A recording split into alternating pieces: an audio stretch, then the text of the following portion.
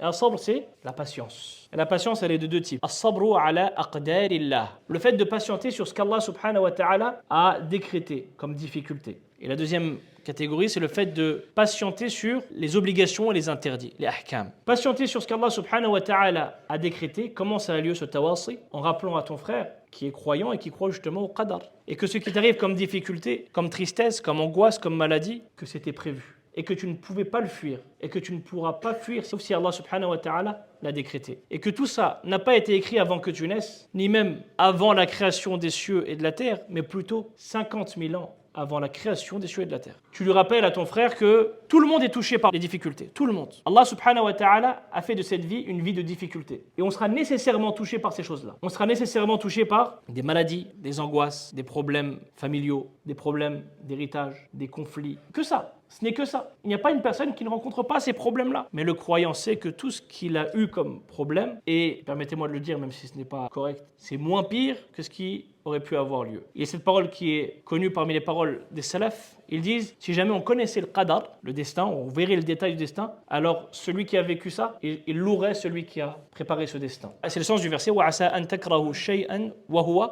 خَيْرٌ لَكُمْ. Il se peut que vous détestiez une chose alors que c'est un bien pour vous. Comme il a rapporté aussi que si l'un d'entre nous était devant le qadar, il serait face au destin entièrement, il n'aurait pas choisi autre chose que ce qu'Allah subhanahu wa ta'ala a choisi pour lui. Donc, at-tawasi bi-sabr, ça passe par ces rappels-là, par la langue et par les actes. Quand tu vois que quelqu'un, subhanallah, il a vécu des choses terribles, et on sait très bien que nous, dans notre situation, il y a des gens qui vivent des choses bien plus difficiles que nous, qu'on voit qu'ils arrivent à tenir leur langue de la plainte, tenir leurs membres de tomber dans le haram, c'est quelque chose qui nous enjoint. C'est quelque chose qui nous enjoint à patienter. Et comme eux le font, il faut que nous, on soit capable de le faire. Le fait de patienter, on a dit, ça se patiente sur les difficultés qu'on peut avoir dans notre vie, mais aussi patienter sur awamirullah wa nawahi, les obligations, les interdictions. Patienter. Lorsque tu dois faire la prière, tu as du mal à la faire, c'est dur pour toi. Tasbir. C'est là la difficulté. Quelqu'un va dire une prière par jour, c'est rien, c'est 5 prières par jour. C'est léger, 5 prières par jour. Mais au début, c'est dur. Et ton devoir, c'est de patienter jusqu'à ce que tu t'habitues à cette chose-là et que ça devienne facile. Comme ça a rapporté de certains parmi les salafs, dont j'ai oublié le nom maintenant, qu'ils disaient Jahadtu nafsi ala qiyam al-layli